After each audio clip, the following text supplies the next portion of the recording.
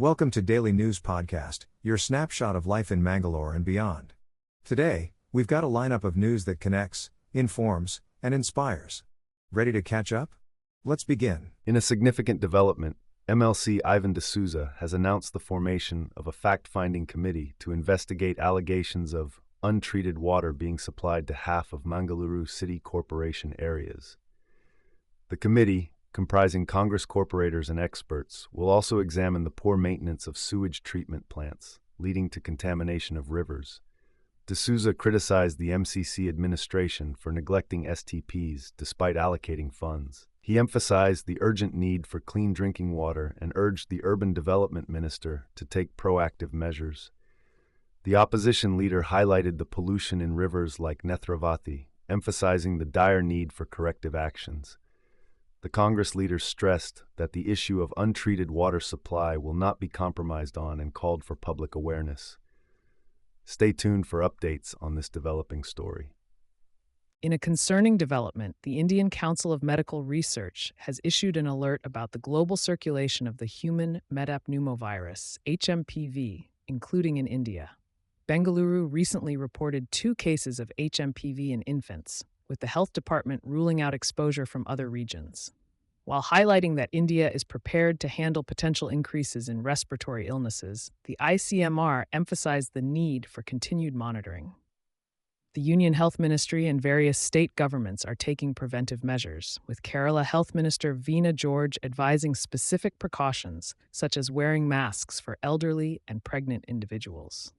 HMPV, which shares similarities with the respiratory syncytial virus, can lead to symptoms like cough, fever, and shortness of breath, with higher risks for vulnerable populations. Vigilance and adherence to guidelines are urged to mitigate the spread of the virus in the region. In Mangalore today, the District Congress SC/ST cell organized a protest march called Samvidhan Samrakshan Jatha to denounce Union Home Minister Amit Shah's remarks on B.R. Ambedkar. The participants demanded the minister's resignation and raised slogans against him.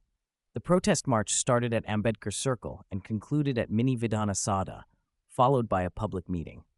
Prominent leaders like MLC Ivan D'Souza, former Minister Ramanatha Rai, and others voiced their support for the cause, vowing to continue the agitation until Amit Shah steps down. The protests saw the participation of DCC President Harish Kumar, District Congress SC/ST cell Chief Dinesh Malur, and several other leaders, including former MLA J.R. Lobo, former mayors Shashidhar Hegde, K. Ashraf, and Congress leaders Padmaraj R., Mithun Rai, and Inayat Ali. In a grand launch event at the Karaval Utsav grounds, Lalbagh, Mangaluru, the mascot for the ONGC MRPL International Kite Festival 2025, Uri, the fiery rooster of Tulunad, was unveiled. The mascot epitomizes courage and vibrancy, symbolizing the cultural pride of Tulunadu. The event was inaugurated by Mr. L.K. Athik, Additional Chief Secretary to the Chief Minister of Karnataka, and saw the presence of esteemed dignitaries and prominent personalities. The festival, organized by Team Mangalore, will be held on 18th and 19th January 2025 at the picturesque Tanir Bavi Beach. This year's edition will feature international kite flyers from various countries and showcase different types of kites, including quad-line sports kites. The Alva's Education Foundation has joined as the institutional partner to support kite flying as a sport, organizing workshops for the region's youth. Key partnerships with businesses like Ocean Pearl Inn, Madhaban Graphics, and Proto Concepts ensure the festival's success and seamless execution. With a rich history of promoting kite flying and heritage preservation, Team Mangalore continues to elevate the International Kite Festival, showcasing Mangaluru's charm on a global stage. In celebration of its Silver Jubilee, Aim for Seva, in collaboration with the Sangeet Bharati Foundation, will be hosting a charity event at Town Hall, Mangalore on January 12th. The renowned musician Surya Gayatri will enthrall the audience with a musical tribute to Lord Rama through the performance of Ramam Bhaje. This event promises an evening of enchanting music as Surya Gayatri, accompanied by a talented ensemble of musicians, showcases soul-stirring compositions. The multilingual program aims to support education for rural students in alignment with AIM for Seva's mission. Founded by the late Swami Dayananda Saraswati, AIM for Seva focuses on empowering rural women and children through education. With 95 chhatralayas across 17 states in India and 25 branches in the USA, the organization continues to make a significant impact, carrying forward Swami Dayananda Saraswati's legacy of service and inspiration. In a heartwarming gesture of kindness, former Mayor Sudhir Shetty Kanner selflessly built a new house, Keshava Sadhana, for a poor couple near Vivekananagar in Kodial Bail ward. The couple's aged tiled house had collapsed during heavy rains in 2024, leaving them devastated with their 4 children. Promising a new home, Sudhir Shetty fulfilled his commitment by constructing the house at a cost of 12 lakhs. This marks the 5th house he has built for the underprivileged. The inauguration was attended by former Minister Krishna J. Palomar, RSS leader Dr. Vaman Shenoy, Mayor Manoj Kumar, Mangaluru South MLA Vedavyas Kamath, and other dignitaries. Acts of kindness like these remind us of the power of compassion and community spirit in Mangaluru. Tragic news from Hebri, where a young man named Rahul from Morsalu in Shivapura lost his life in a bike accident. The 25-year-old was critically injured after a car collided with his two-wheeler on the night of January 4th at Rampura. Despite being rushed to Manipal Hospital, Rahul succumbed to his injuries the next day. The collision occurred when the car, heading towards Shivapura from Hebri, crashed into Rahul's bike coming from the opposite direction. Hebri police have initiated an investigation into the case. Our thoughts are with Rahul's family during this difficult time. In a crackdown on illegal activities, Manipal police have apprehended a man and a woman for operating a prostitution ring in an apartment located at Perampalli near Manipal. The suspects have been identified as Raghunandan, a 40-year-old individual from Kopa in Chikmagaluru district, and Amina Begum, a 55-year-old resident of Davangere. Another woman, originally from Bengaluru, was rescued from the scene. The police are currently in pursuit of the prime suspect Ravish, who hails from Hirisave in Hassan district. The authorities were alerted to the illicit operation following a tip-off. Stay tuned for more updates on this developing story. In a daring stunt gone wrong, a 19-year-old bike rider was arrested by the Manipal police for performing dangerous wheelies near the DC office on the National Highway. The rider, identified as Muhammad Ashik from Athradi, was accompanied by a pillion rider while showcasing his reckless skills. The entire act was captured on video and shared on social media, causing outrage among netizens. Following public outcry, the police swiftly took action, apprehending Ashik and impounding his bike. The culprit has been presented in court and subsequently remanded to judicial custody for further legal proceedings. Stay tuned to Mangalore Today for more updates on this developing story. In a recent incident on NH66 near Tenka Ermalu, a Scorpio vehicle from Balkunje caught fire. Quick action from the driver and 2 passengers ensured their safe evacuation. Thanks to the prompt response from locals and the Udupi District Fire Service, the fire was swiftly extinguished. All occupants are safe following this terrifying ordeal on the highway between Udupi and Mangaluru. In a historic event, St. Aloysius College in Mangaluru hosted its first ever treasure hunt exclusively for alumni, bringing together generations in a day filled with camaraderie and nostalgia. The event, organized by the St. Aloysius College Alumni Association, SAA, saw 20 teams with participants ranging from 4-year-old children to an energetic 84-year-old alumnus. Families and individuals joined forces in this intellectually stimulating challenge, making it a memorable day for all. In the general category, Vikyath Shenoy Basti, Dr. Vaishnavi Basti, and Divya Kini clinched the top spot, while Dr. Richard Gonsalves, Andrea Gonsalves, and Sita Gonsalves and Naveen Mascarenhas secured the second position. The women's team category was won by Dr. Arathi Shanbag, Rebecca Zoe Mendonca, Zina Flavia Souza, and Renisha D'Souza. A day full of fun and excitement for the alumni of St. Aloysius College as they celebrate their rich history and bond over this engaging event. In a display of unwavering faith and devotion, thousands of Catholics from various parishes in Mangaluru came together for a grand Eucharistic procession to mark the Feast of the Epiphany.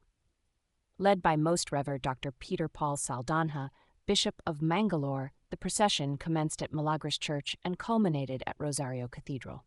The bishop emphasized the significance of the Magi's journey in seeking truth and urged the faithful to allow Christ's light to guide their lives. The procession, accompanied by music and hymns, passed through key city locations before reaching Rosario Cathedral for adoration and reflection. Reverend Father Victor de Mello preached on finding hope in the Eucharist and Scriptures, encouraging all to be bearers of hope in challenging times. The event, orchestrated by Reverend Fer Vijay Machado and Reverend Dr. Praveen Leo Lasrado, highlighted unity and faith within the Catholic community, inspiring all to shine as carriers of Christ's light in the world. In a recent development, the Karnataka government has issued an advisory regarding the human metapneumovirus, HMPV, disease spreading in China. The health department reassured the public that there have been no reported cases of HMPV in Karnataka so far. Stressing on the importance of not panicking, they are closely monitoring the situation in coordination with the National Center for Disease Control. The government has highlighted that HMPV is similar to other respiratory viruses, causing symptoms like the common cold and flu, especially during winters. Citizens are urged to take preventive measures like covering their mouth while coughing or sneezing, frequent hand washing, and avoiding crowded places if feeling unwell. Adequate ventilation, staying at home when sick, and maintaining good hygiene are advised to prevent the spread of infections. It is important to follow these do's and don'ts to safeguard against any potential threat. In recent news, the Mangalore police have apprehended Kishore Kumar from Kilpati village in Mulki Taluk for evading court for over 2 decades in a criminal case. Kumar, who was accused of trespassing and cutting trees in 2000, fled to Dubai and worked as a driver. Facing charges under IPC sections 427, 447, 33079, and 506, a warrant was issued for his non-appearance in court. Police acted swiftly upon learning about his return to the hometown, leading to his arrest. Kumar has been brought before the court by law enforcement officials. In a tragic incident in Bijapur, Chhattisgarh, 9 individuals lost their lives in a horrifying IED blast. Among the deceased were 8 brave Jawans from the Dantewada DRG unit and 1 driver. The group was returning after a joint operation in Dantewada, Narayanpur, and Bijapur when the Naxals struck, causing this devastating loss. The blast took place on the Bedrakutru Road in Bijapur district, sending shockwaves through the community. Our thoughts and prayers are with the families of the victims during this difficult time. In a health update, the Indian Council of Medical Research has raised concerns over the global circulation of the human metapneumovirus, HMPV, including reported cases in India. Bengaluru has confirmed 2 cases of HMPV, with infants testing positive. However, the health department has ruled out any travel-related exposure for the infected babies and families. The ICMR has assured that India is well prepared to manage any surge in respiratory illnesses and is closely monitoring the situation in collaboration with the Union Health Ministry. The virus, similar to RSV, can cause symptoms like cough, fever, and shortness of breath. Authorities have advised precautions for high-risk groups and stressed the importance of surveillance and preventive measures. The public is urged not to panic, as efforts are underway to track and control the spread of HMPV across the country. In a tragic incident in central Bengaluru's Sadashivanagar, a family of 4 was discovered dead in what police suspect to be a murder-suicide pact. The victims, identified as Anup Kumar, Rocky, and their 2 young children, were found lifeless by their housemaid. The family, originally from Uttar Pradesh's Allahabad, had been residing in Sadashivanagar. Anup Kumar worked as a software consultant in a private firm. The police are investigating the incident and are working to determine the cause of this horrific tragedy. Authorities are conducting a thorough search of the house for any evidence that could shed light on the unfortunate events that transpired. In a distressing incident, the body of a 27-year-old accident victim, identified as Rahul Ahirwar, lay on the road for over 4 hours due to a jurisdictional dispute between the police of Uttar Pradesh and Madhya Pradesh. The tragic incident occurred when an unidentified vehicle hit Rahul while he was crossing the road. The confusion over jurisdiction led to a delay in removing the body, with residents desperately seeking police assistance. Finally, after a prolonged ordeal, the Madhya Pradesh police intervened, retrieved the body, and initiated the autopsy. The heart-wrenching scene at the accident spot depicted the victim's family members grieving beside his lifeless body. The family, shattered by the untimely demise, expressed their anguish and demanded justice for Rahul. The young man had recently tied the knot and was on his way to Delhi for work when the fatal accident occurred. The incident underscores the need for efficient coordination among authorities to prevent such unnecessary delays in future tragedies. In a surprising turn of events, the Prime Minister of Canada, Justin Trudeau, is expected to step down as the leader of the Liberal Party. Reports suggest that the announcement could come as early as Monday, with speculations pointing towards a resignation before a crucial National Caucus meeting on Wednesday. The uncertainty looms over whether Trudeau will depart immediately or continue as the Prime Minister until a new leader is chosen. Trudeau, who took over the leadership in 2013 during a challenging period for the party, has faced both criticism and praise during his tenure. Stay tuned for more updates on this unfolding political development. In a tragic incident in Anikal, on the outskirts of Bengaluru, a 20-year-old man named Ramesh allegedly strangled his 42-year-old mother, Lakshmi Devi, before taking his own life. The shocking event was discovered when Ramesh's father returned home on Saturday night. Initial investigations suggest that Ramesh used a sari to end his mother's life before ending his own. The police are still trying to determine the motive behind this horrific act. Neighbors describe the family as peaceful, hinting that Ramesh may have returned home intoxicated, leading to a possible argument with his mother. The police have ruled out the involvement of any outsiders. Both bodies have been sent for post-mortem, and the Forensic Science Laboratory has collected samples from the scene. The Surya City Police have filed a murder case against Ramesh and have initiated a thorough investigation into this heartbreaking incident involving a family from Chalakere in Chitradurga district who had moved to Bengaluru a few years ago. That's all from us today. We sincerely thank you for tuning in. For more details on the stories you've heard and for continuous news coverage, please visit mangaloretoday.com. Subscribing ensures you're always updated. Farewell, until our paths cross again.